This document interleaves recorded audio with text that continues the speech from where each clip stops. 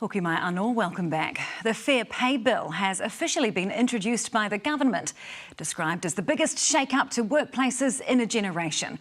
It hopes to improve work and pay conditions for employees. But the Employers Association says it's a bad thing, as it will see a return to meal times and overtime. Political reporter Amelia Wade has more. Kura Leka out enjoying a day off from cleaning Auckland Transport's bus and train stations.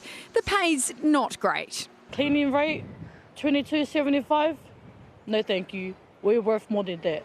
Kura thinks the hard graft of cleaning up after the public is worth more like At least $25 an hour. 30 years, the critical work and contribution of Kiwis performing some of the most essential work in our country has been systematically undervalued. The Minister finally introducing his fix, the long-promised fair pay agreement, sector-wide bargaining for conditions.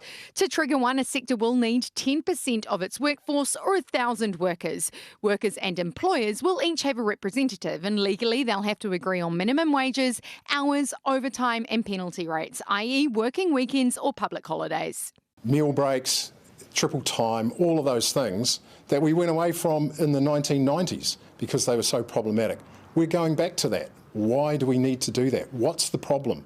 But unions say if flexibility is what employers want, negotiate it. In fact, anything that the parties felt should be on the table could be discussed in an FPA.